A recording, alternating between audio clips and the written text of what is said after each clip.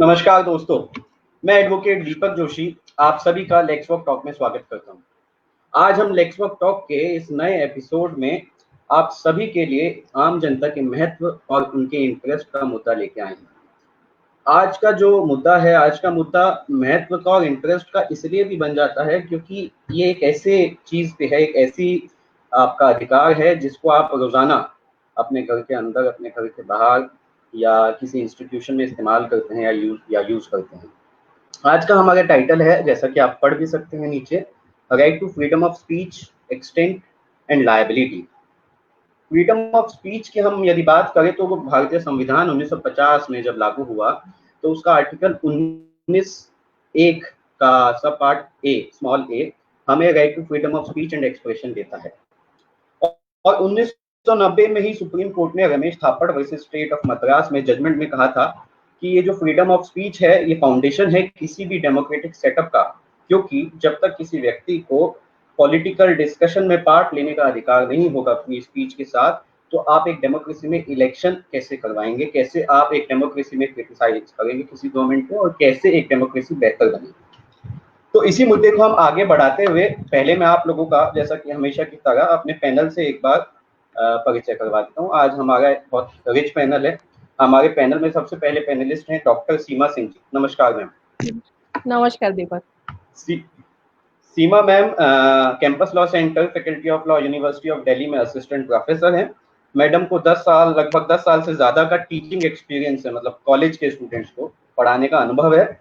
और मैडम 14 से ज्यादा रिसर्च आर्टिकल पब्लिश कर चुकी हैं। 17 से ज्यादा other articles different magazines and newspaper में पब्लिश हो चुके हैं। मैडम की LLB and LLM Lucknow university से है और मैडम ने PhD अपनी जामिया मिलिया इस्लामिया से की है।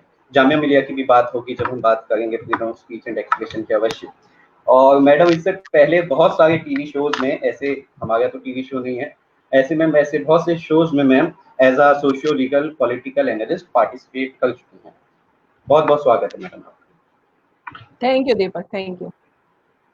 आज हमारे दूसरे पैनलिस्ट हैं, इनको हमारी ऑडियंस को ज्यादा परिचय की आवश्यकता तो है नहीं, लेकिन मैं तभी भी परिचय दे देता हूँ। मिस्टर अक्षय अग्रवाल जी। अक्षय अग्रवाल जी हमारे साथ आज जुड़ते रहते हैं। आज दोबारा एक बहुत ही रोचक विषय में अक्षय जी जुड़े हैं। अक्षय जी दिल्ली हाई कोर्ट में वकालत करते हैं और campus law centre, faculty of law, university of Delhi से अक्षय जी ने अपनी LLB की है। स्वागत है अक्षय जी। सर बहुत बहुत शुक्रिया सर आपका। अब हम आज के हमारे तीसरे और अंतिम पैनलिस्ट हैं मिस प्रतिभा जी। प्रतिभा जी एक रिसर्च स्कॉलर हैं। नमस्कार प्रतिभा जी। नमस्ते। प्रतिभा जी एक रिसर्च स्कॉलर हैं और प्रतिभा जी ने UGC नेट JRF क्वालिफाई किया है हाल ही में। प्रतिभा जी ने अपनी LLB campus law centre, faculty of law, university of Delhi से की है और प्रतिभा जी का LLM है national university of judicial sciences Kolkata से। तो दर्शकों, आज के शो में आगे बढ़ते हैं। आज के हम, जैसा कि हर बार होता है, हम अपने शो को 3 पार्ट्स में डिवाइड करते हैं। हमने आज का शो भी 3 पार्ट में डिवाइड किया है। तो आज हमारा जो पहला पार्ट है, जो आप नीचे आप देख भी सकते हैं, the extent of right to freedom of speech under the constitution of India. चूंकि मैं हमेशा इससे पहले के एपिसोड में बता चुका हूं कि यदि आपको कोई अधिकार मिला है, कोई शक्ति मिलती है, तो उस शक्ति के साथ कुछ अधिकारों के साथ कुछ रिस्पॉन्सिबिलिटी होती है। रिस्पॉन्सिबिलिटी ना भी हो तो उसकी कुछ सीमा होती है कि आपकी ये सीमा है, इस सीमा में आप उस अधिकार का उपयोग कर सकते हैं।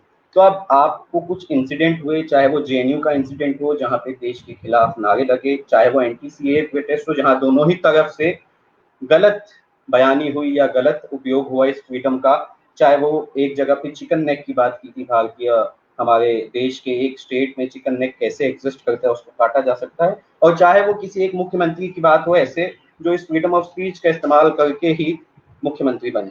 उसके बाद वो अलग बात है, उन्होंने सभी लोगों से माफी मांगी अपनी स्पीच के लिए, लेकिन मुख्यमंत्री तो बने। तो हम सीमाओं की जब बात कर रहे हैं तो हमारे पास जब डॉक्टर सीमा जी हैं तो और उनसे बेहतर सीमाएं कौन बता सकता है हमें इस अधिकार की। Over to you ma'am for the first sub topic. किसी भी डेमोक्रेटिक सेटअप में freedom of speech and expression का बड़ा इंपॉर्टेंट रोल होता है, क्योंकि डेमोक्रेटिक सेटअप में लोगों की वॉइस को पब्लिक की वॉइस को पॉलिटिशियंस तक या गवर्नमेंट तक पहुंचाने में प्रेस की भी एक बहुत महत्वपूर्ण भूमिका है। अगर हम freedom of speech and expression को कॉन्स्टिट्यूशन में देखते हैं तो जैसे अभी दीपक आपने बोला कि under article 19(1) freedom of speech and expression is given in the form of fundamental right, but simultaneously it is according to the restrictions which are prescribed under article 19 subclause 2.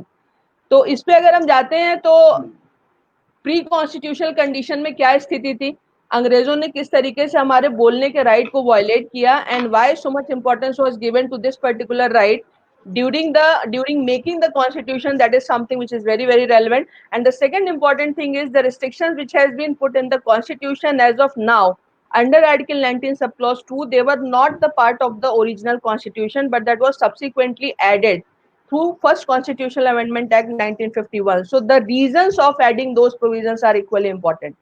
So I think every right comes with a responsibility, and this right, obviously it imposes more responsibility as a citizens and as a political party or any political party, that how this right should be exercised fairly for all the good purposes for the nation as well as for the citizens and individuals. Okay, thank you very much ma'am. अब हम इसी अपने सब part को आगे बढ़ाने के लिए चलते हैं अक्षय जी के पास, जैसा कि हम सीक्वेंस में चलते हैं। अक्षय जी, जैसा कि मैम ने एक्सटेंड के बारे में बताया, 19(1) में जो हमें राइट दिया गया है उसके साथ कुछ रीजनेबल रिस्ट्रिक्शंस हैं, और मैम ने साथ साथ ये भी बताया कि कुछ तो फर्स्ट अमेंडमेंट से भी ऐड किए गए, तो यानी कि कॉन्स्टिट्यूशन बनाते ही ऐसा लगा कि यार कुछ रह गया इसमें, कुछ और चीज़ें डालो, नहीं तो दुरुपयोग होने की संभावना बहुत ज़्यादा है। तो आपका क्या इसमें विचार है सर? Over to you. हाँ दीपक जी, इस चीज़ के लिए पहले तो बहुत बहुत धन्यवाद चाहूँगा कि मैं दोबारा यहाँ पे फिर से आ पाया। अच्छा, कुछ चीज़ों को ना समझाना बहुत ज़रूरी है। When we talk about the extent, right, so there should be a genesis attached to it, and how does this idea of freedom of speech or expressions came up, right? So the first incident in the entire history of this human world came from the dialogues of Socrates. He was being tried before the court because of his own freedom of thought. So he said to the court, he explicitly said to the court, like, if you say we will let you go free, मतलब मैं अगर आप ये कहते हो कि आपको हम जाने देंगे, पर आज के बाद से कभी भी आप अपने विचारों का प्रयोग इस समाज में नहीं करेंगे, तो हम आपको बरी कर देंगे या फिर आपको एक्विट कर देंगे। तो उस पर सोक्रेट्स बोलता है कि अगर मेरे साथ ऐसा होता है कि अगर मैं अपने विचारों को नहीं बता सकता, है ना, अपने शब्दों को आगे लोगों को समझा नहीं सकता, तो मैं एक काम करता हूँ, आपकी सुनने से अच्छा मैं भगवान के पास जाना ज़्यादा पसंद करूँगा। तो हमें ये समझना पड़ेगा कि कहीं ना कहीं whenever it comes to the extent of the right of freedom of speech or expression, हमें ये समझना पड़ेगा उसकी ज़रूरत क्यों है, किस लिए आया है। तो हम इसके ना अलग अलग इंस्ट्रक्शन देखते आते हैं, अलग अलग जेनेसिस देखते आ रहे हैं, अलग अलग पॉइंट्स देखते आ रहे हैं जहाँ पे इवॉल्व हुआ। मेजरली इसका एवोल्यूशन 17th सेंचुरी में ज़्यादा होना शुरू हुआ, जब वर्जीनिया बिल्स ऑफ राइट्स आया 1776 में, सेक्शन 12 में उसके बारे में पहली बार मेंशन होता है जब फ्रीडम ऑफ एक्सप्रेशन की बात होती है। फिर उसके बाद फर्दर डेवलपमेंट रेवोल्यूशन में आया जब declaration of man rights and human rights की बात होती है। उसमें भी वो कहते हैं कि इंसान के पास आज़ादी होना चाहिए अपने विचार को व्यक्त करने के लिए, समझाने के लिए, बताने के लिए।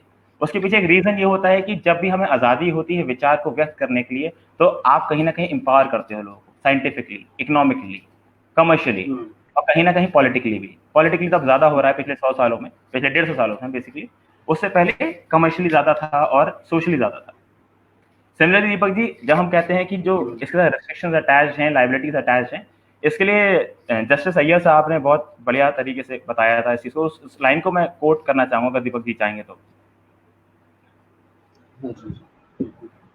जस्टिस अय्यर, आप सुन पा रहे हैं दीपक जी मेरे को? जी जी जी, बोलिए। जस्टिस अय्यर, बोलिए, आपकी आवाज आ रही है। उसमें जस्टिस अय्यर साहब ने बहुत स्पेसिफिकली बोला था, when it comes to freedom of speech there are certain things that are to be taken care of. उसके अंदर एक दीपक जी कुछ नेटवर्क का दिक्कत आ रहा है क्या? कोई बात नहीं, मैं प्रतिभा जी के पास जाता हूँ, तब तक देखते हैं। तो प्रतिभा जी, इस विषय को आगे बढ़ाते हैं। हाँ प्रतिभा जी, आपकी आवाज हमें आ गई। इस विषय को आगे बढ़ाते हैं। प्रतिभा जी के पास जाने से पहले मैं अपनी ऑडियंस को बता दूं कि आपके यदि कोई सवाल है तो आप कमेंट्स में पूछ सकते हैं। सवाल हमारे पास आ गए, हम पैनलिस्ट से पूछ सकते हैं सवाल। तो over to you Pratibha ji. Yeah, definitely. Yeah, so first of all, ma'am has already added a lot of things to the freedom of speech and expression. I'm not going to add anything. I'm just going to add little things. So first of all, from where we get this right from our constitution. The preamble of our constitution speaks of liberty of thought and expression. And in democracy, liberty of thought and expression is of paramount importance because our country is a democratic republic. So when you talk about freedom of speech and expression, there is particularly Article 19 of the Constitution of India, that is subclause 1, which gives you the freedom of speech and expression and guarantees it to all citizens. But one thing that is important to keep in mind is that it is not absolute. So it is definitely restricted to reasonable restrictions. So there are a number of things which we'll be discussing in the part 2. So first of all, it's not absolute. So definitely state can put reasonable restrictions. What do you understand by reasonable restriction is that the restriction should be very reasonable. It should be not as such that it will definitely, there is no freedom of speech.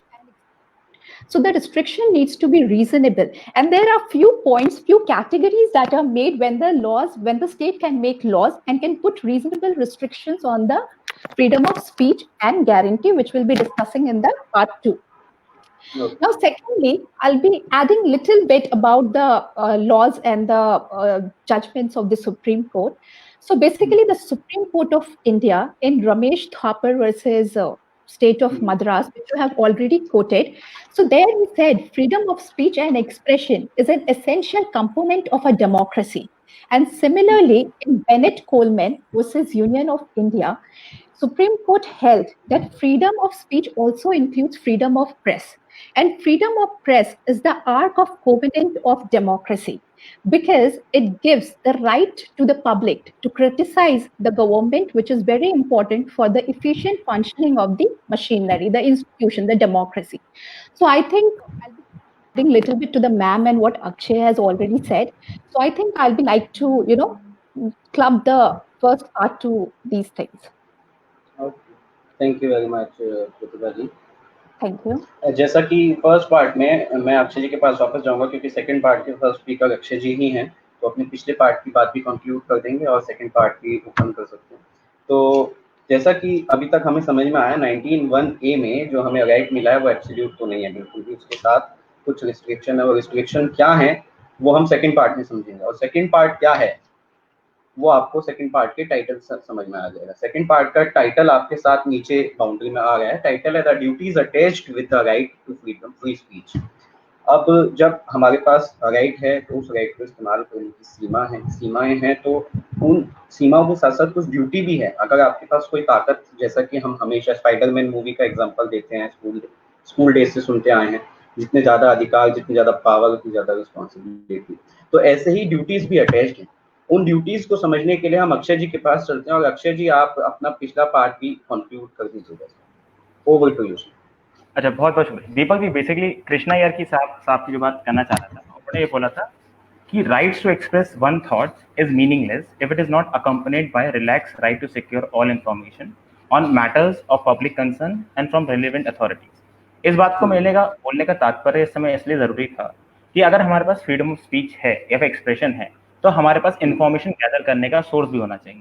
अगर हमारे पास information है ही नहीं तो हम express करेंगे क्या, right? अगर मान लीजिए एक फ्री विल की हम बात करें तो फ्री विल तो कुछ भी सोच सकती है ना, but a rational man should have a channel energy to express his thought, her thought, whatever may the case be, right?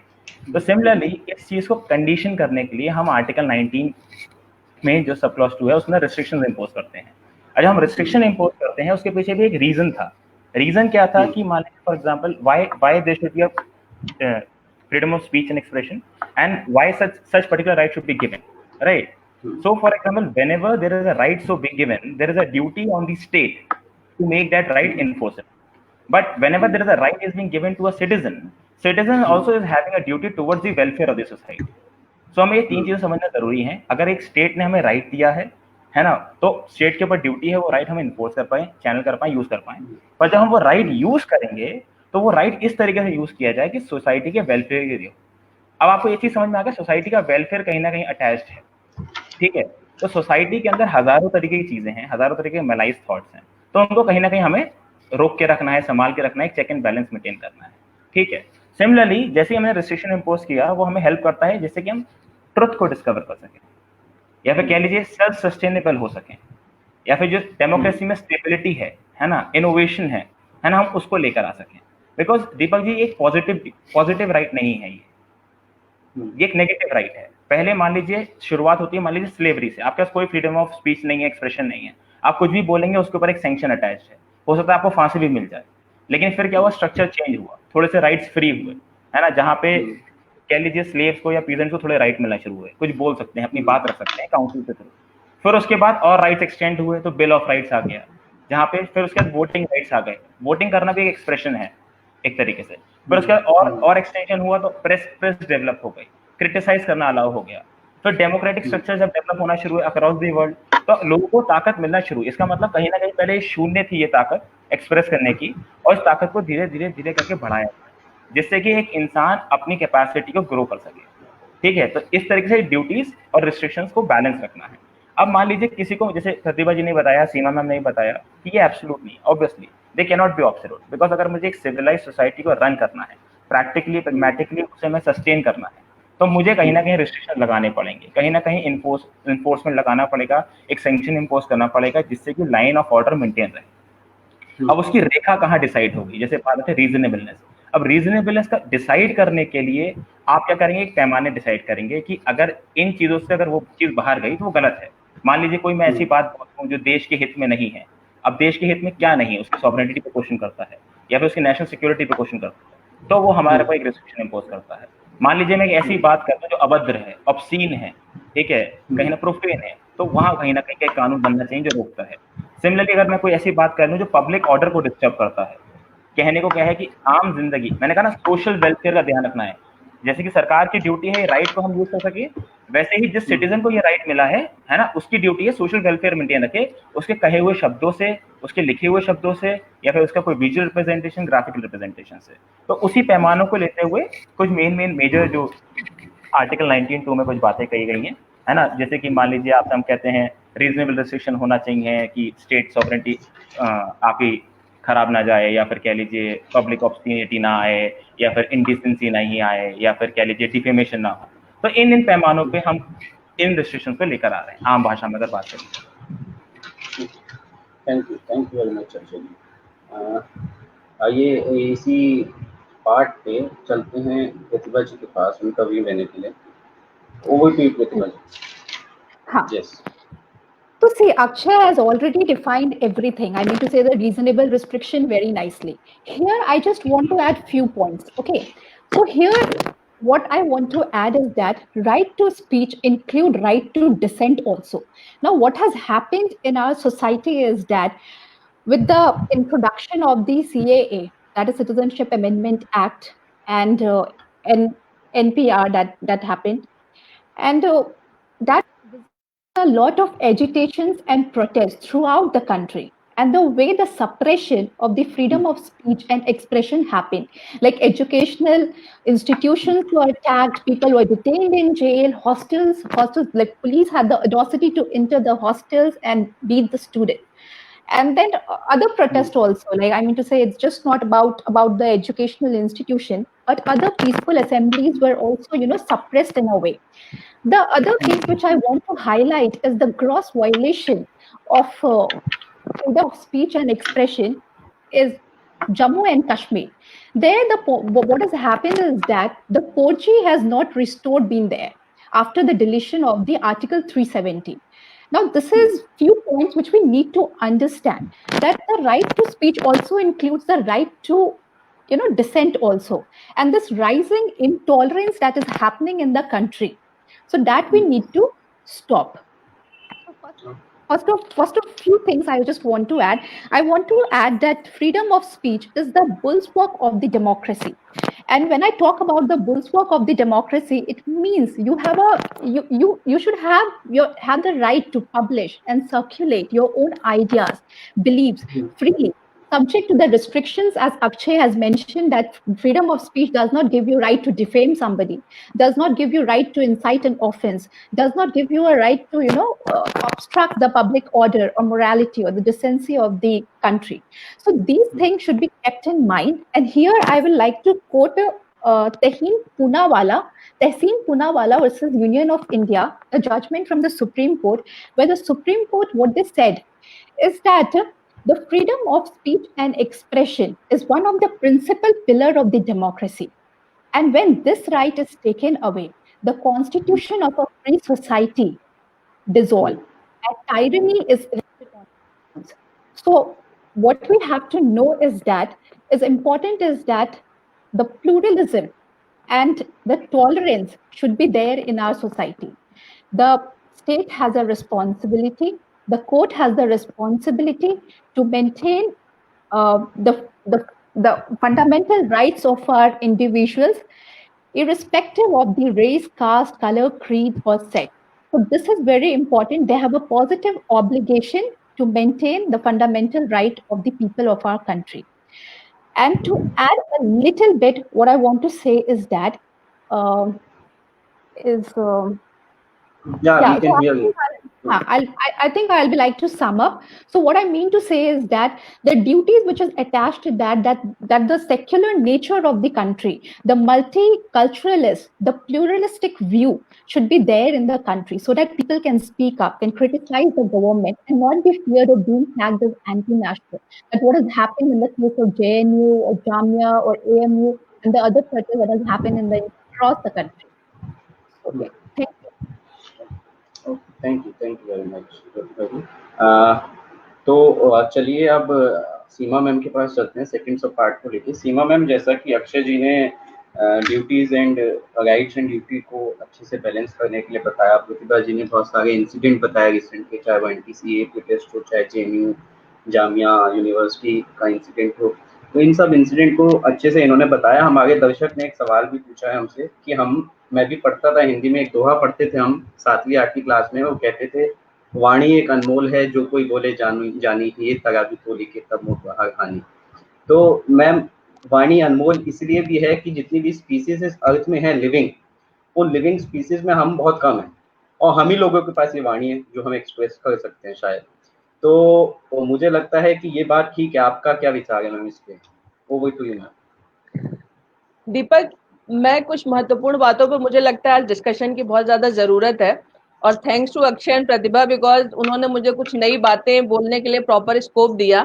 एक इसमें बहुत इंपॉर्टेंट बात होती है कि जब हम freedom of speech and expression की बात करते हैं, तो freedom of speech and expression का एक जूरिस्प्रूडेंस भी होता है कि हमें ये स्पीच या जो फ्रीडम दी गई है इसका कोई तो पर्पस होगा।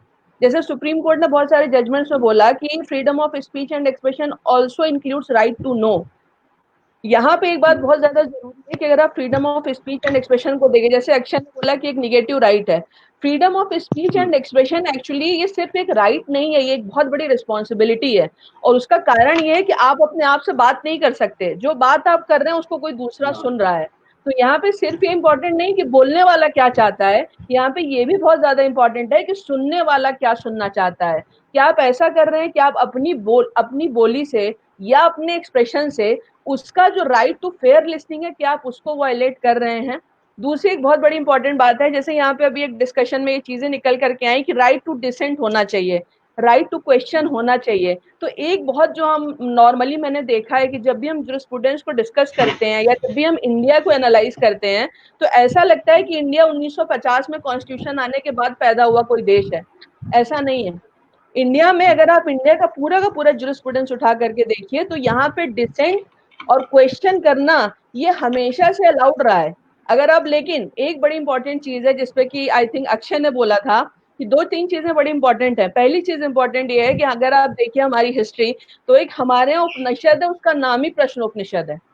लेकिन उस प्रश्नोपनिषद में कितनी सुंदर बात बोली गई है, क्योंकि हम डिसेंट की बात तो करते हैं, इसको हम आगे और थोड़ा सा एलेबोरेट में करना चाहूंगी। प्रश्नोपनिषद क्या कहता है? प्रश्नोपनिषद में कुछ नहीं है, गुरु और शिष्यों के बीच में क्वेश्चन आंसर सेशन है। लेकिन उसमें गुरु क्या कह रहा है? गुरु ये कह रहा है कि गुरुकुल में आने के बाद 1 साल तक पहले यहाँ पे शिक्षा ग्रहण करके ये सीखो कि प्रश्न कैसे पूछा जाता है। तो यहाँ पे इंपॉर्टेंट चीज ये है कि mere questioning is not important, mere dissent is not important. For what purpose there is a dissent, that is very much important. And the second thing is, आप क्वेश्चन किस भाव से और किस चीज के लिए पूछ रहे हैं। एक मैं बड़ी इंपॉर्टेंट बात बोल, जैसे आप अगर आप भागवत गीता भी आप देखिए तो पूरा क्वेश्चन आंसर पे है। कहीं भी कृष्ण ने ये नहीं कहा कि मैं भगवान हूं तो अर्जुन मेरी सारी बातें मान लो। अगर आप उसका अंत देखो तो लास्ट में कृष्ण कहते हैं कि मुझे जो बोलना था मैंने बोल दिया, अब ये तुम्हारे ऊपर है कि तुम मेरी बात मानते हो या तुम मेरी बात नहीं मानते हो।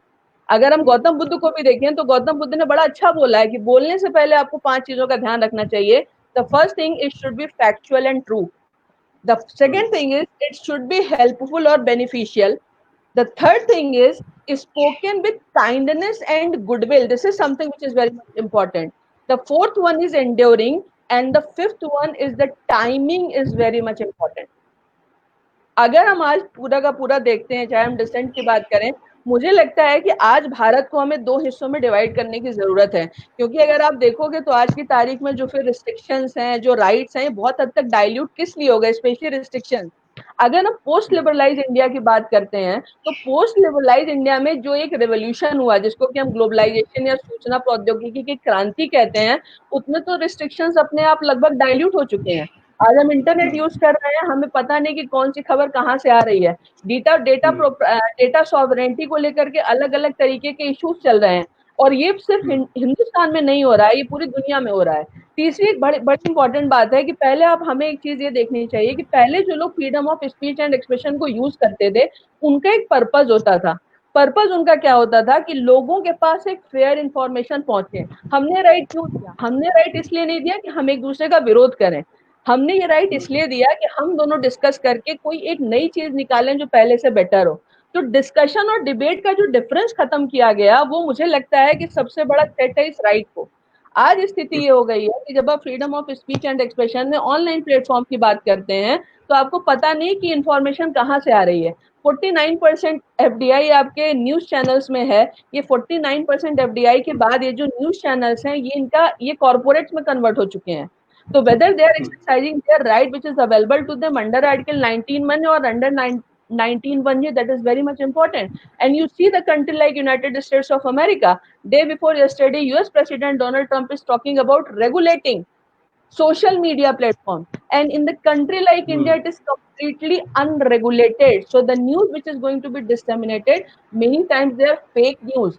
तो यहाँ पे इम्पोर्टेंट चीज ये है कि अब बिना ड्यूटीज के, और मैं अभी देख रही थी अक्षय ने बड़ी अच्छी बात बोली थी, इसमें लिखा हुआ है to uphold and protect the sovereignty, unity and integrity of India, this is our fundamental duty. But unfortunately what is happening, we want to make towards a liberty which is absolutely free and there should not be any restriction. So somehow perhaps we are not able to maintain a balance between our fundamental right and fundamental duties, and that is the basic reason that we are going to convert this right into directionless form of right, which is a matter of grave concern as per my understanding. Okay, thank you very much ma'am.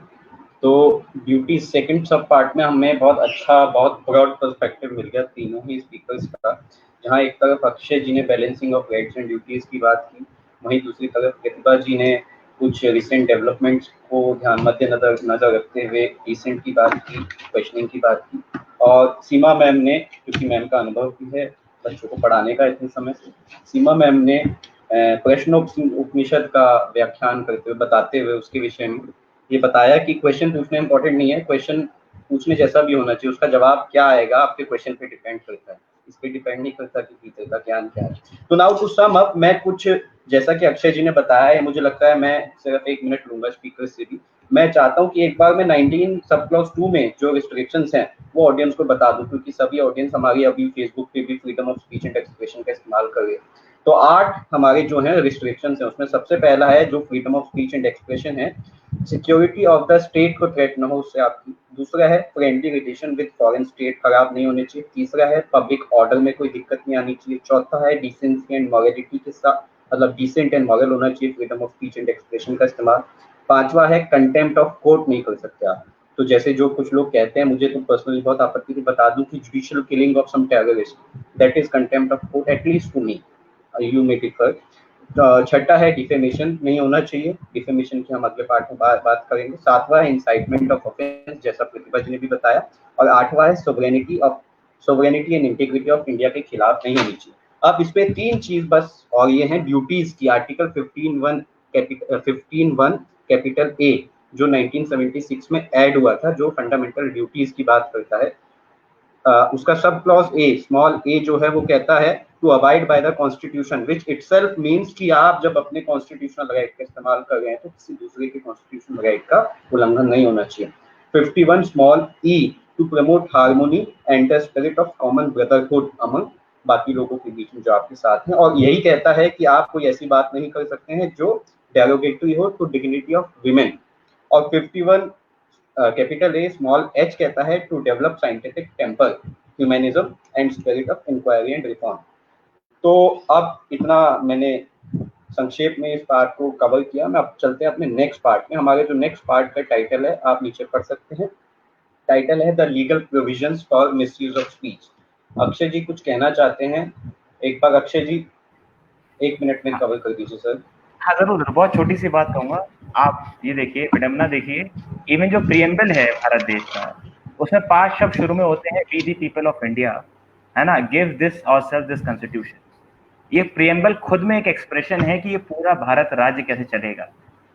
तो अगर हमें ये समझने की जरूरत है, अगर इस कई बार ऐसा होता है कि बेसिक स्ट्रक्चर को समझने के लिए या फिर निटी-ग्रिटी से समझने के लिए कॉन्स्टिट्यूशन को, जो अल्टीमेट एक्सप्रेशन है इस कॉन्स्टिट्यूशन को लिखने के लिए, कई बार सुप्रीम कोर्ट को उसे रेफर करना पड़ता है। तो हमें ये समझना पड़ेगा कि ये देश एक एक्सप्रेशन पे चल रहा है जो एक प्रियम्बल है। तो मैम ने जैसे बोला था कि fundamental duties and fundamental rights को लेके, तो सिमिलरली ये प्रियम्बल खुद एक एक्सप्रेशन है और जो पूरे देश को चलाने का ताना बाना बनता है। तो लोगों के पास पूरा हक उस प्रियम्बल के अंदर है अपनी बात को रखने का, दूसरी की बात को सुनने का और इस तरीके से उन बातों को पेश करने का कि भाई ये समाज चल सके। Okay, thank you very much Akshay ji. तो अब तीसरे पार्ट पे चलते हैं, द लीगल प्रोविजन। जैसा कि हमने अभी बात कर ली, एक्सटेंट की भी बात कर ली, हमने ड्यूटीज की बात कर ली। व्हाट इफ समबडी इज, मतलब वो चाहता ही नहीं है रिस्पॉन्सिबिलिटी अपनी फुलफिल करना और सीमाओं को लांघता है, वो एक्सटेंट के बाहर जाता है, तब क्या होगा? क्या कोई लीगल प्रोविजंस हैं उसके लिए? कोई क्रिमिनल लायबिलिटी बनती है उस व्यक्ति की? तो वही बात हम इस सेक्शन में डिस्कस करेंगे। सेक्शन के पहले स्पीकर हमारे प्रतिभा जी हैं। प्रतिभा जी के पास जाने से पहले हमारे दर्शक कुछ स्मार्ट हैं, उन्होंने एक जजमेंट आई थी 2016 में सुप्रीम कोर्ट की, जब दीपक मिश्रा जी चीफ जस्टिस थे, सुब्रमण्यम स्वामी वर्सेस यूनियन ऑफ इंडिया के विषय में बात की है। इनका कहना है कि सुब्रमण्यम स्वामी वर्सेस यूनियन ऑफ इंडिया में डिफेमेशन 499 500 उसको अनकॉन्स्टिट्यूशनल करने के लिए इसमें केजरीवाल जी की पार्टी थे, राहुल गांधी जी की पार्टी थी, सारी पार्टियां मिल गई थी, मतलब एक साथ वो चाहते थे इसको अनकॉन्स्टिट्यूशनल कहते सुप्रीम कोर्ट, लेकिन सुप्रीम कोर्ट ने मना कर दिया। आप इसमें भी अपनी ओपिनियन दीजिएगा। Over to. Hello.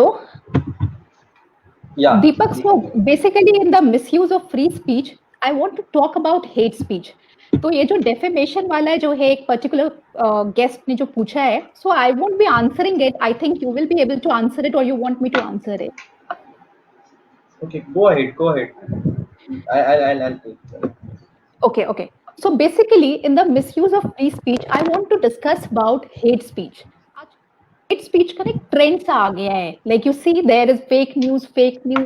There is increasing trend of lynching, mob violence. Recently, the Delhi violence that has happened was said that it was instigated by the hate speech by few of the political leaders also. I don't want to name them. So the court matter is going on. And then again, various kind of petitions and FIR was registered against the media houses and the journalists also. The way the outbreak of COVID-19 happened and the whole thing was dragged to Jamaatis and everything. So this hate speech जो है, जो lynching जो है, ये जो mob violence जो है, जो इतना ज़्यादा increase हो रहा है in our country. So I wanted to discuss about little bit about this thing. So first I want to mention is that free speech. So hate speech is not free speech. So first of all, I will little bit define about the ambit, what you mean by hate speech. So what are the legal provisions? So basically, what exactly is hate speech? So hate, some kind of inflammatory speech that is made, that speech is made to create mutual hatred and disharmony in the society. It disturbs the public tranquility, peace of the public. So basically, it might lead to ostracization of the society. It can lead to segregation. It can lead to discrimination. It can lead to violence against a particular group, race, or caste. And in the extreme cases, it can even lead to genocide. Now, keeping in the disastrous effect of the hate speech, because we know that freedom of speech is not absolute. Now, it is not absolute, and in the garb of freedom of speech, you cannot do anything. You cannot incite an offense. You cannot kill somebody. You cannot lynch somebody. And this is basically being happening in our country because of the high level of intolerance and the misinformation that is happening due to the fake news or the fake report that is coming. So basically, these are the few reasons which are actually hate speeches. And therefore, there are a lot of legal provisions. We have a very good legal framework. We have IPC. We have various provisions in the IPC, like sections 124A, you have 153A. 153A, 153B, then you have section 505 also, and then you have other provisions in the Information Technology Act also, and other provisions also, which can very well deal with it. But the problem that is happening is the execution. The execution is not being that great, and therefore these hate speeches are coming up, and there is an increasing trend of mob violence, communal disharmony throughout the country. Across the country, we have seen Delhi violence, then we have seen lot of cases like whatever that is happening in Jammu and Kashmir. So basically, my point is that, which I'll sum up, you have at international level, you have International Convention on Civil and Political Rights that also prohibit hate speech. So basically, we have a lot of, and therefore to maintain the Constitution itself speaks about the sovereignty, integrity, and unity of India.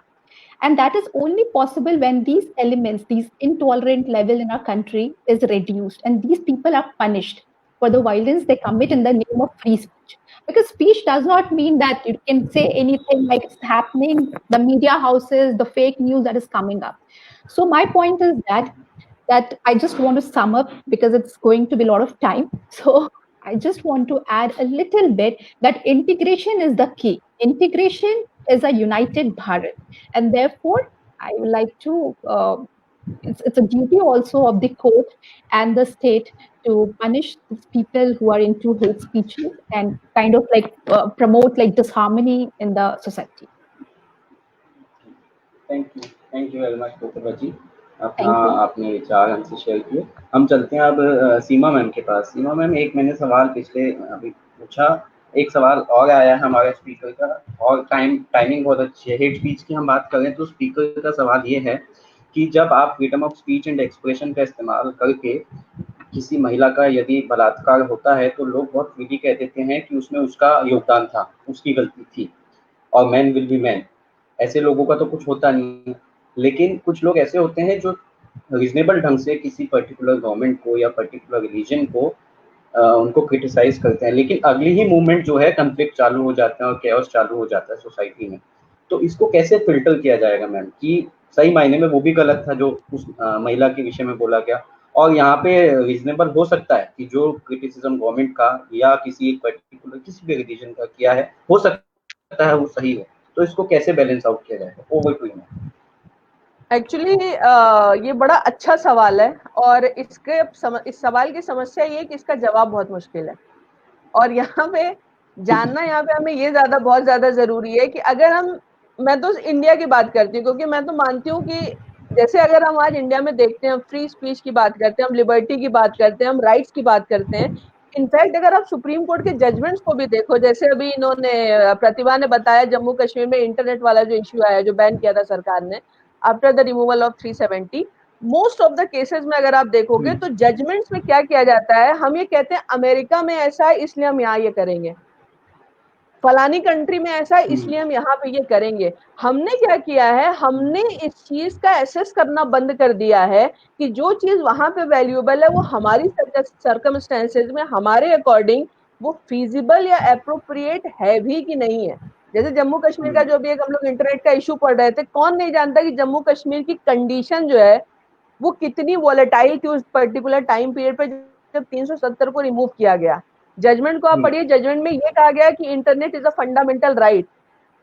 If the court is going to declare it as a fundamental right, and suppose today my internet connection is not working or I am not able to connect with internet, can I approach to the Supreme Court on the basis of this thing that my fundamental right has been violated? 60% of the population of this country, they are either poor or living below the poverty line, and instead of providing other things, if we are claiming that the most basic thing is internet, then I don't know, that can be maybe a medium of expression, but it is my personal opinion that we cannot say that this is a fundamental right.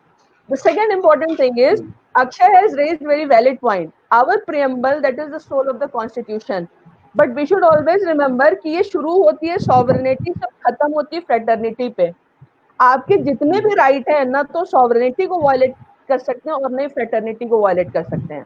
अगर वो sovereignty को violet करते हैं तब भी वो गलत है, अगर फ्रेटर्निटी को वायलेट करते हैं तब भी वो गलत है, और इसी में आपके सारे रिस्ट्रिक्शंस आते हैं. देखिए, अगर हमें 3 चीजें पता है, when to speak, what to speak and how to speak, तो एक्चुअल में मुझे किसी रिस्ट्रिक्शन की जरूरत ही नहीं है. रिस्ट्रिक्शन होते ही उनके लिए हैं जिनको ये 3 चीजें पता नहीं है. और प्रॉब्लम हमारी ये है कि हमने इतना ज्यादा चीजों का इंस्टीट्यूशनलाइजेशन कर दिया कि हमने लोगों को सिखाना ही बंद कर दिया कि उनको कब बोलना चाहिए, क्या बोलना चाहिए और कैसे बोलना चाहिए. उसका रिजल्ट क्या हो रहा है, आज वो जेएनयू में हुआ, या जैसे अभी हमने जामिया में देखा, इसी देश में खड़े होकर के आप ये कह रहे हैं कि भारत तेरे टुकड़े होंगे इंशाअल्लाह इंशाअल्लाह. तो सवाल यहाँ पे उठता है, क्या हम इसको freedom of speech and expression का पार्ट मान सकते हैं क्या? Dissenting is altogether a different thing. Maybe Parliament has passed a legislation. The legislation may be good. The legislation may be bad. The same Constitution gives you right to approach to the Supreme Court and challenge the constitutionality of the legislation. Whether we can hold it constitutionally correct and can we claim it कि हमारा right to dissent है, जहाँ पे हमने पूरे law and order को एकदम से ध्वस्त कर दिया.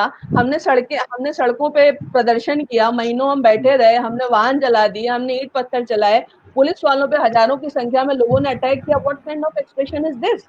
And the second important thing is, once you started saying that Bharat tere tukde honge, it means I have no faith in my own country. And if I don't have any faith in my own country, I cannot claim any right which my constitution is going to give me. So I want both the things. I want right also, and I want to challenge the same constitution also. How both the things are possible? So the important thing is, the basic problem is, presently the whole India, and not only India but the whole world, we are deeply under the influence of this concept of liberty. अभी America में भी आपने देखा होगा कि जब वहाँ पे लॉकडाउन हुआ तो लोगों ने बोला my body my right, lockdown हम नहीं मानते हैं. And they are considered as highly educated people. India का गरीब से गरीब आदमी भी घर में बैठ के लॉकडाउन को उसने पालन किया. अब आप मुझे बताओ कि who is more educated,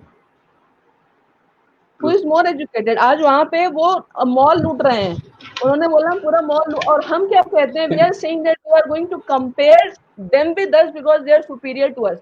So firstly we need to understand that we all together a very different kind of society. अगर मैं आपको बोलूं, अगर आप यूरोप को बोलो, यूरोप इंडिया को तो एक कंट्री मानते ही नहीं, वो तो कहते हैं ये तो एक कॉन्टिनेंट है. Such a diversified people cannot stay together.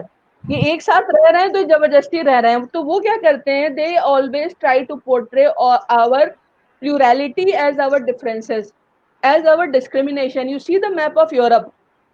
कितने छोटे छोटे देश हैं.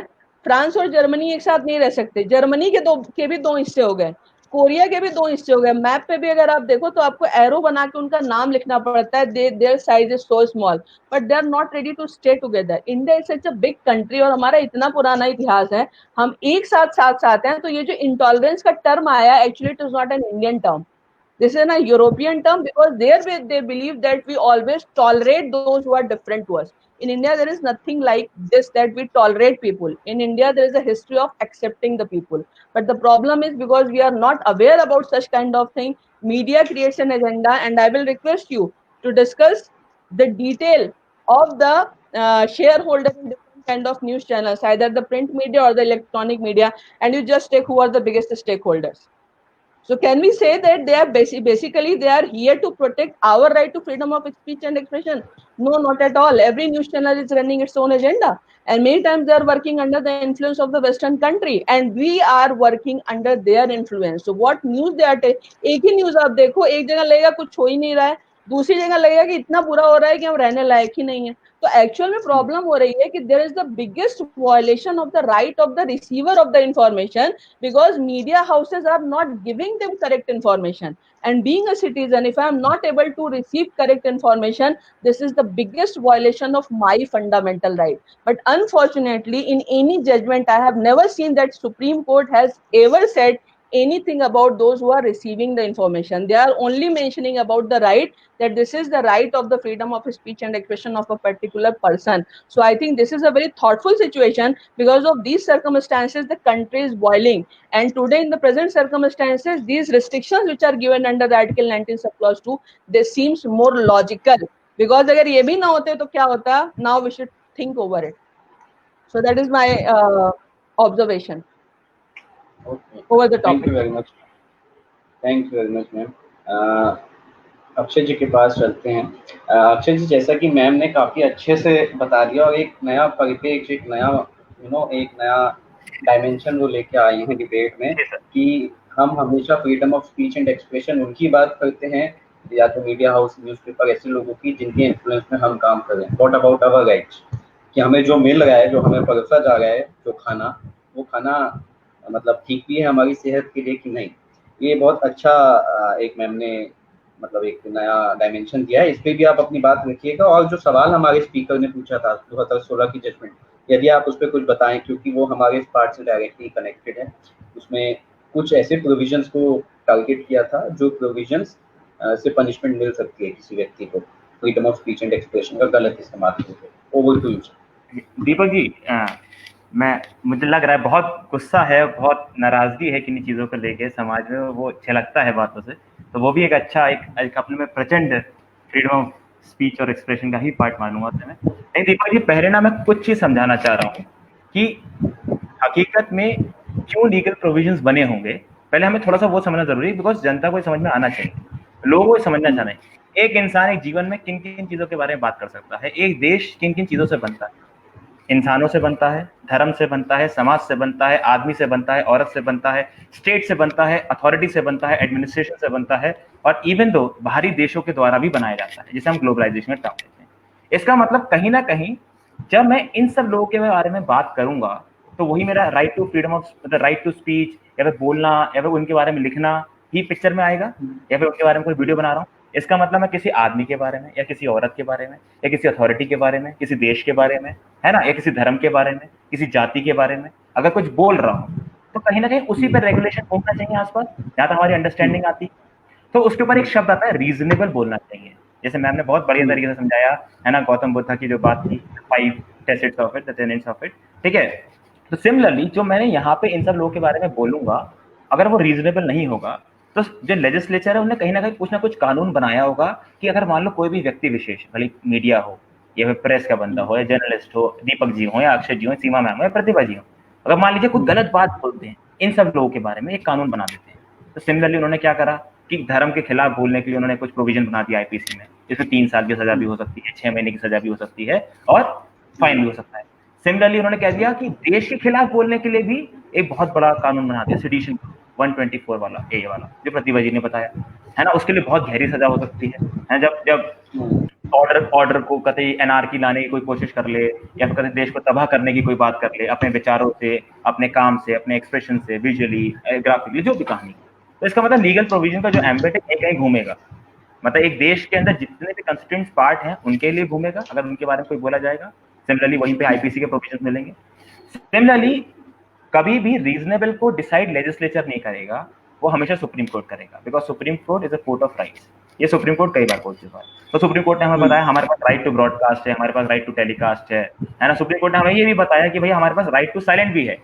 जैसे कि आपका जोवास विटनेस वाला केस था, उसमें जो बच्चे थे है ना, वो जोवास विटनेस ग्रुप को बिलोंग करते, तो वो नेशनल एंथम गा नहीं सकते, उनके धर्म में है नहीं किसी और के बारे में गाना. नहीं, सुप्रीम कोर्ट ने बोला कि अगर वो नहीं गा रहे हैं इसका मतलब ये नहीं है कि they are disrespectful to national anthem. वो खड़े हो रहे हैं, ड्यू रिस्पेक्ट दे रहे हैं. ठीक है, तो फ्रीडम ऑफ स्पीच और एक्सप्रेशन के अलग अलग पैरामीटर्स हैं, टेंजेंट्स हैं.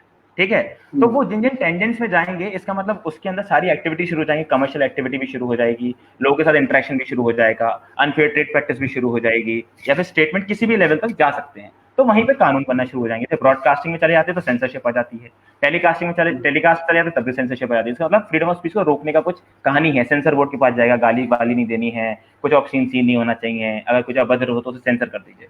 तो इस तरीके से कानून बनेंगे. ठीक है, सिमिलरली अगर कोई फॉरेन देश है, फ्रेंडली देश है, मैं एनिमी स्टेट की बात नहीं कर रहा हूँ, जो फ्रेंडली देश है, अगर आप उसके बारे में भी कुछ गलत बोलेंगे, है ना, तो उसके लिए BTR है, बिजनेस ट्रांजेक्शन रूल्स होते हैं। तो बिजनेस ट्रांजेक्शन रूल्स के अंदर स्पेसिफाइड है कुछ प्रोविजन जो कहते हैं कि एक इंडिविजुअल को ऐसी बातें नहीं बोलनी चाहिए, ठीक है। तो कानून इसी पर्सपेक्टिव में बनेंगे सारे के सारे। तो अब भाई IPC मेजरली किन की बात करता है, भाई धर्म के खिलाफ मत बोलो, गलत मत बोलो धर्म के खिलाफ, जैसे कि राइट्स हो सके, दंगे हो सके। सिमिलरली भाई, है ना, किन्हीं किन्हीं लेडीज के बारे में आप गलत मत बोलिए कि ऑब्स्टिनिटी हो जाए, या फिर 67 में आप जब हम डिजिटल मीडिया की बात कर लेते हैं तो भाई कहीं ऑनलाइन 67 वाला प्रोविजन आ जाएगा इंफॉर्मेशन टेक्नोलॉजी एक्ट का, तो उनने भी हमारे पर एक रेस्ट्रिक्शन लगा दी, ठीक है। अब बार बार कहानी ये आ रही कि लीगल प्रोविजन कौन डिसाइड कौन करेगा, रीजनेबल कौन डिसाइड करेगा। तो रीजनेबल जो क्वेश्चन आता है उसके पीछे दो शब्द बहुत जरूरी है। एक है एक dire of intelligence and stability. अगर एक रीजन एक इंटेलिजेंस को सीख करे और उस रीजन की वजह से एक स्टेबिलिटी सीख हो सके, तब तो वो रीजनेबलनेस सही है उस प्रोविजन को बनाने में। मैं IPC में आपको सारे प्रोविजन बता देता हूँ। 295 है, 153A है, 505 के 1AC हो गया, 505 का B2 हो गया, ठीक है। सिमिलरली डिफेमेशन वाला केस हो गया।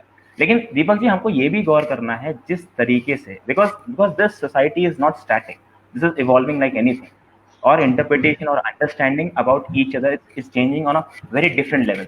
एंड बिकॉज जो ये मैम ने बोला कि इंटरनेट को फंडामेंटल राइट नहीं बोलना चाहिए, ठीक है, तो उसको लेके थोड़ा सा मैम से मैं बाद में विवाद कर सकता हूँ। लेकिन मुझे लगता है कहीं ना कहीं ये बिल्कुल ब्रेड एंड बटर की तरह है, क्योंकि कहीं ना कहीं हम लोग इस लेवल पर निर्भर हो चुके हैं कि हमारे कपड़े सस्ते बन सकें तो इंटरनेट हमें हेल्प करता है, हमें एजुकेशन प्रॉपर मिल सके इसलिए हमें इंटरनेट हेल्प करता है, बिकॉज ह्यूमन रिसोर्सिंग को बेस्ट यूटिलाइजेबल वे में यूज करने का तरीका हमें इंटरनेट देता है, हेल्प करता है, कॉस्ट कटिंग है। आप देख लीजिए, सबसे पहले जो लॉज आए थे वो प्रॉपर्टी लॉज थे दुनिया में, ठीक है ना, कमर्शियल ट्रांजेक्शन था, इंसान को मतलब ही नहीं दूसरे इंसान से आज तो, अगर पैसे की बात ना हो, ठीक है ना। तो अगर उस चीज को कोई चीज कम करती है ना, तो कहीं ना कहीं हमारे जीवन का हिस्सा बनना उसका अनिवार्य बनता है। तो इंटरनेट कहीं ना कहीं वो कॉस्ट कटिंग करती है।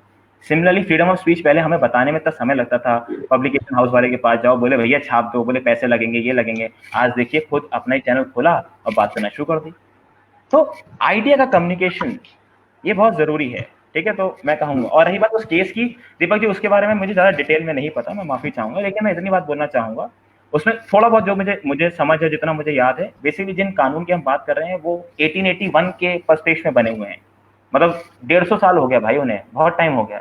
आर्काइक लॉज हैं, डेफिनेशंस को अभी भी रिडिफाइन नहीं किया गया। सुप्रीम कोर्ट ने कई बार हेल्प करा है कि भाई जो इनका एम्बेट है और जो डेफिनेशन है उनका ब्रॉड इंटरप्रिटेशन लेना चाहिए, और जैसे चेंज हो रही है सोसाइटी उस हिसाब से देखना चाहिए, ठीक है। तो मेरा यही कहना होगा कि कुछ प्रोविजन IPC में ऐसे हैं जो रिस्ट्रिक्शंस प्रोवाइड करा रहे हैं, बिकॉज कहीं ना कहीं आर्टिकल 19(2) कहता है कि होने चाहिए ऐसे कानून, उनको फिर से रीडिफाइन करने की जरूरत है, उनको फिर से एक रिविजिट की जरूरत है कि भाई आज क्या चल रहा है, आज की पीढ़ी किस तरीके से इन चीजों को देख रही है। अच्छा, दूसरा चीज क्या है कि जब हम बात करते हैं हेट स्पीच की और कम्युनल स्पीचेस की, और फिर किसी पर्टिकुलर ट्राइब को लेकर जब हम बात करते हैं, इवन हम SC/ST एक्ट भी बात करें, तो कहीं ना कहीं वो एक रिस्ट्रिक्शन है on the freedom of speech, but उसका रीजनेबलनेस हमें दिखता है, साफ साफ दिखता है, फेस पे दिखता है ना। लेकिन जब हम सेंसरशिप की बात करते हैं, हम कहते हैं अरे भाई ये क्या बात होती है, नेटफ्लिक्स पे पताल लोग आता है, उसमें तो आराम से गाली दे सकते हैं, लेकिन टीवी पे, है ना, उसको नॉर्मल गाली देने में दिक्कत आ रही है, वहां पे बीप कर दिया, हमें समझ में नहीं आएगा वो क्या बोल रहा है, ठीक है। तो इन सब चीजों को थोड़ा अब बैठ के सोचने की जरूरत है, ठीक है। जो लोग अथॉरिटी में बैठे हैं उनका एवरेज एज 55 साल है, दिक्कत ये है,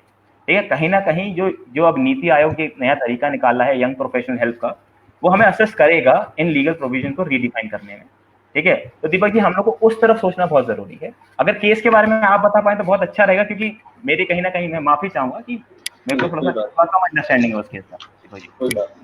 कोई बात नहीं। तो आज सभी स्पीकर्स ने अपनी बात टाइम से रखी, तो हम एकदम टाइम के हिसाब से चल रहे हैं। सीमा मैम कुछ ऐड करना चाहती हैं? मैं माफी चाहूंगा मैं अक्षय की बात को आगे बढ़ाना चाह रही हूँ। अक्षय ने बिल्कुल सही बात बोली है। एक्चुअल में कुछ भी चीज बुरी नहीं होती, जैसे अभी अक्षय ने बोला, ऑब्वियसली इंटरनेट होना चाहिए because it facilitate several thing. हमारे यहाँ पे प्रॉब्लम क्या है, जैसे अगर कोई कहता है सॉवरेनिटी को थ्रेट है, तो सवाल ये कि सॉवरेनिटी को थ्रेट है डिसाइड कौन करेगा?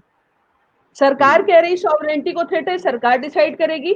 सुप्रीम कोर्ट कह रही कि हम यहाँ बैठ के डिसाइड करेंगे। सुप्रीम डेटा किसके पास है, इंफॉर्मेशन किसके पास है, इनपुट्स किसके पास है? तो सवाल यहाँ पे ये, जब आपके दो राइट्स में कन्फ्लिक्ट होता है, तो अगर आप बैलेंस मेंटेन कर सकते हैं तब तो दोनों रहेंगे, लेकिन अगर दोनों में बैलेंस मेंटेन नहीं हो सकता तो सबसे पहले आप किसको सेव करोगे? तो जम्मू कश्मीर में जो मैंने इंटरनेट का इश्यू बताया, ऑब्वियसली वहां पे टूरिज्म इंडस्ट्री इंटरनेट के कारण बहुत बैडली अफेक्टेड हुई, अनडाउटेडली हुई, लेकिन ये भी सच है कि वहां जब जब इंटरनेट खोला गया वहां वायलेंस बड़े पैमाने पे हुए हैं। तो एक इसमें इंपॉर्टेंट चीज ये है कि जैसे अभी वहां पे आ रहा था कि 2G स्पीड से उन्होंने 153 लगभग वेबसाइट्स को अलाउड किया है कि 153 रिस्ट्रिक्टेड चल सकती हैं, चल रही है, that's a good thing. Basically मेरा यहाँ पे क्या कहना है कि जो रीजनेबलनेस की बात होती है यही एक डिस्क्रिप्शन देता है, सुप्रीम कोर्ट को भी डिस्क्रिप्शन देता है, अथॉरिटीज को भी डिस्क्रिप्शन देता है कि हम इस रीजनेबलनेस को कैसे डिफाइन करते हैं। अभी जैसे डेफेमेशन की बात हुई और डेफेमेशन में जो मुझे समझ में आया कि ऑब्वियसली इसमें ये कहा गया कि 499 को अनकॉन्स्टिट्यूशनल डिक्लेयर नहीं किया जा सकता, और मेरे हिसाब से बिल्कुल सही है। उसका रीजन ये है कि अगर आप ग्लोबलाइजेशन का सबसे बड़ा इम्पैक्ट जो मुझे दिखाई देता है, हालांकि मुझे लगता है कि कोविड-19 ने हमें बहुत अच्छा लर्निंग एक्सपीरियंस दिया है और हमें बहुत कुछ सिखाया, एक बड़ा जो इम्पैक्ट हमें दिखाई देता है जिसको कि पता नहीं हमने एनालाइज किया या नहीं किया, एक तो इफेक्ट ऑफ कंज्यूमरिज्म है और दूसरा हमारा जो मूवमेंट हो रहा है फ्रॉम कलेक्टिविज्म टू इंडिविजुअलिज्म, यानी अब मैं ही मेरे लिए इम्पोर्टेंट हूँ, it is not important for me that what others are going to be affected from my actions. तो ये जो इंडिविजुअलिज्म का कॉन्सेप्ट आया है ये कहीं ना कहीं सोसाइटी के पूरे कॉन्सेप्ट को डाइल्यूट करने में कामयाब रहा है और इसने हमारी सोशल रिस्पॉन्सिबिलिटी और नेशनल रिस्पॉन्सिबिलिटी के कॉन्सेप्ट को भी डाइल्यूट किया है। डेफेमेशन का जहां तक क्लॉज है, मुझे लगता है personally it is my opinion that the judgment is perfectly right, क्योंकि यहाँ पे अगर आप क्रिमिनल लाइबिलिटी से डेफेमेशन को हटा करके एक सिविल लाइबिलिटी बनाते हो, तो कल मैं अगर एक बहुत ही रिप्यूटेड इंसान हूं तो कोई भी व्यक्ति अगर मुझे डिफेम करता है तो मैं उसके ऊपर अपनी सिविल लाइबिलिटी कैसे फिक्स करूंगा, क्या वो मुझे डैमेजेस दे सकता है क्या, और अगर नहीं दे सकता तो ये उसको अनलिमिटेड राइट देता है कि मुझे वो किसी भी लेवल तक जा करके डिफेम कर सकता है। क्योंकि यहाँ पे अभी जब सीए वाला मुद्दा उठा था तो इसमें एक बड़ी इंपॉर्टेंट बात आई थी कि you may like prime minister और home minister, you may not like, you may like government, you may not like, but this is a reality that they are holding a constitutional position. So the person who is holding the constitutional position, can he be abused, and if we are abusing him, then whether we are violating or we are defaming him or not, or whether we are misusing our right to freedom of speech and expression or not। क्योंकि इसमें भी आपने देखा होगा अरुण जेटली वाला जो case हुआ था उसमें बाद में आकर के केजरीवाल जी ने माफी मांगी और उन्होंने बोला कि हम इस केस को वापस लेना चाहते हैं, लेकिन अगर वो कोर्ट ना गए होते तो क्या ये बात इस्टेब्लिश ना हो जाती कि जो एलिगेशन उन्होंने उनके ऊपर लगाए थे वो सही थे। तो यहाँ पे मुझे इसलिए लगता है कि 499 का एज ए क्रिमिनल लाइबिलिटी रहना मुझे लगता है बहुत ज्यादा जरूरी है, अदरवाइज हम कॉन्स्टिट्यूशनल पोजीशन पे बैठे हुए लोगों पे और ज्यादा अटैक करेंगे इंडिविजुअल कैपेसिटी में भी और अदरवाइज भी, which is not going to be a very good sign for a good proper healthy democracy, that's my understanding। Thank you very much ma'am. तो नाउ मैं प्रतिभा जी भी कुछ अक्षय जी पे सब मैं एक मिनट दूंगा बस, उसके बाद मैं कंक्लूड करूंगा। 1 minute to Pratibha ji. So regarding the Subramaniam Swamy case, I just want to add one thing, that is right to reputation also. जो reputation जो है वो right to life में भी आता है। That does not mean you have a freedom of speech and expression that I don't have a right to reputation. You will say anything nonsense about me. That you cannot do. So right to life is right to reputation. I have a reputation. I don't want that reputation. I have an upright kind of, reputation among the fellow mates and all that thing. So if that is gone, my life is gone. So I think that the judgment is absolutely right and there is nothing flawed in that judgment. Okay. And section 499 of IPC cannot be declared void just because you have a speech and expression. Thank you very much जी। अक्षय जी, अगर आपको इसी judgement पे कुछ add करना है तो मैं कर देता हूँ। कुछ अलग है आपका? हाँ, कुछ अलग है सर।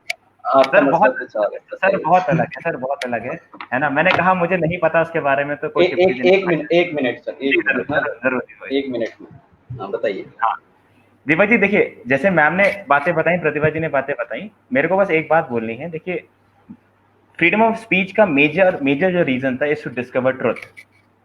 जब हमें बोलने का, हमें आवाज देने की जो ताकत दी गई, जो राइट दिया गया, जिससे कि हम सच का पता कर सकें, ठीक है ना। और जब मैम ने इंडिविजुअलिस्टिक थॉट की बात करी, पहले एल्टरिज्म था, एक इंसान समाज के लिए काम करता है, और आज क्या है कि इंसान अपने लिए काम करता है। लेकिन उस पर एक बात बोलना चाहूंगा, अगर हमें हकीकत में फ्रीडम ऑफ स्पीच को समझना है तो उसके लिए एक बहुत कॉमन चीज है, एक मेरा सच होता है, एक सामने वाले का सच होता है, और एक वो सच है जो हकीकत में सच है। तो वो दोनों लोग जब तक ये नहीं चाहेंगे कि हम एक सच को ढूंढ रहे हैं, तब तक हमेशा ये लड़ाइयां चलती रहेंगी। फ्रीडम ऑफ स्पीच में आप किसी को हेट स्पीच बोल दोगे, किसी को आप कह दोगे कि समाज के लिए बोल रहा है, धर्म के लिए बोल रहा है। तो आप ये डिसाइड कर लीजिए आप किस सच को ढूंढना चाह रहे हैं। सिर्फ अगर अपने सच को ढूंढेंगे तो हमेशा कन्फ्लिक्ट रहेगा। कभी सरकार का सच अलग है, इंसान का सच अलग है, जनता का सच अलग है। लेकिन एक बात बोल दूं, सुप्रीम कोर्ट ने बोला था कि voice of the people is different from the voice of the government, the latter should be taken care of. It means the voice of the people जो है, जो इंसानों का सच है, जो जनता का सच है, वही सच है, रिगार्डलेस उस सच के पीछे कोई और सच हो या ना हो। तो बात इतनी सी है, आज कम सच है, जब ज्यादा हो जाएगा तो वही सच बन जाएगा समाज का। तो ये है हकीकत में फ्रीडम ऑफ स्पीच की ताकत। Thank you very much Akshay ji. Now to conclude, मैं 2 पॉइंट पे अपना इनपुट देना चाहूँगा क्योंकि टाइम भी थोड़ा सा है, इजाज़त देता है मुझे बोलने की। तो पहला तो जजमेंट की बात मैं बाद में कर दूंगा। एक इंटरेस्टिंग टॉपिक आया जम्मू एंड कश्मीर में राइट टू इंटरनेट का। इस विषय पे मैं बहुत लोगों से चर्चा भी करता आया हूँ और मेरा मत थोड़ा बहुत सीमा मैम से मिलता है, क्योंकि जब हम बात करते हैं, जैसा कि अक्षय जी ने अभी ऐड कर दिया, to discover truth, I don't think without internet we are unable to discover truth. As ma'am said, it is just a medium, it doesn't mean internet खत्म हो गया तो जिंदगी खत्म हो जाएगी। सो मेरा सिंपल सा एक लाइन में कहना यह है, हर दूसरे राइट को आप फंडामेंटल राइट में डाल के उसको आप इतना बड़ा बना दे सुप्रीम कोर्ट के जरिए, वो उचित नहीं होगा। उसके लिए आप अलग लेजिस्लेशन ला सकते हैं। फंडामेंटल राइट बहुत रिस्पॉन्सिबल और बहुत ज़्यादा, मुझे लगता है उसके साथ बहुत ज़्यादा अधिकार आ जाता है लोगों को सुप्रीम कोर्ट जाने का। जैसा मैम ने कहा, ऐसा नहीं है मेरा इंटरनेट सोचा था मैं सुप्रीम कोर्ट चला जाऊंगा तो मेरा फंडामेंटल राइट है 32 में। तो मेरा इसमें तो ये मत है। दूसरी जजमेंट की बात, जैसा कि सबने बताई दिया, जजमेंट में यही था कि 499 को स्क्रैप कर देना चाहिए, अनकॉन्स्टिट्यूशनल है। और 268 पेजेस की जजमेंट है ये। इसमें दीपक मिश्रा जी ने जजमेंट लिखी है पूरी, तो और पंत साहब थे हमारे प्रफुल्ल सी पंत, ईसी पंत जी, उन्होंने साइन किया साथ में। इस जजमेंट में उन्होंने 3 लॉजिक दिए। पहला लॉजिक ये दिया कि ये जो डिफर्मेशन का क्लॉज है 499 1861 में ऐड हुआ था। 1861 में ऐड होने के बाद हमारे कॉन्स्टिट्यूशन 1950 में बना। तो यदि कॉन्स्टिट्यूशन बनाने वालों को इस पे आपत्ति थी तो वो 19(2) में डिफर्मेशन को डालते ही नहीं, यदि ये आपत्तिजनक था, पहली चीज। और दूसरी चीज जो कि प्रतिभा जी ने बोल दी, रेप्यूटेशन, वो वाली चीज भी इसमें सुप्रीम कोर्ट ने इसका लॉजिक बनाया। और तीसरी चीज जो सीमा मैम ने ऐड कर दी कि कोई खौफ ही नहीं है किसी के मन में कि कोई भी किसी को कुछ बोल सकता है, कोई क्रिमिनल लायबिलिटी नहीं है। और बहुत कोई मानिए एकदम गरीब आदमी है, वो टाटा, बिरला, मोदी जी, अमित शाह जी, किसी को भी कुछ भी बोल देगा, आप क्या कर देंगे? जेल उसको डाल नहीं सकते, सिविल लायबिलिटी में उसका पैसा नहीं है, क्या करेंगे? तो ये 3 लॉजिक थे। एक लॉजिक और था श्रेया सिंगल जजमेंट का। उस जजमेंट में 67 जो आईटी एक्ट का सेक्शन है उसको हटा दिया गया था, ये कहते हुए कि 499 एग्जिस्ट करता है। एक लॉजिक उसके पीछे ये था। तो यदि ये भी हट जाएगा, आज की इंटरनेट एज जहाँ पे एक चीज बोली और वो लाखों करोड़ों लोगों के बीच में चली जाती है फटाक से, तो वहां पे जो भी विक्टिम है उसके पास कोई प्रोविजन बचेगा नहीं। तो इसलिए ये जजमेंट मुझे तो लगता है होल्ड करती है अच्छे से कि ठीक जजमेंट को कॉन्स्टिट्यूशन 499। तो आज का हमारा एपिसोड लेट्स टॉक का freedom of speech, extent and liability ऐसे कंक्लूड होता है। मैं अपने सारे पैनलिस्ट का बहुत बहुत धन्यवाद देता हूँ, उन्होंने अपना कीमती समय निकाला और शो में आए। और मैं दर्शकों से विनती करता हूँ कि इसको आगे शेयर कीजिएगा, और यदि आपके और भी कोई सवाल है तो आप पूछ सकते हैं हमसे। आपको लगता है किसी स्पेसिफिक टॉपिक पे हमें ऐसे गेस्ट बुला के डिस्कशन करना चाहिए लीगल, एकेडमिक, तो आप वो भी लिख सकते हैं। अगली बार मिलते हैं, तब तक के लिए धन्यवाद।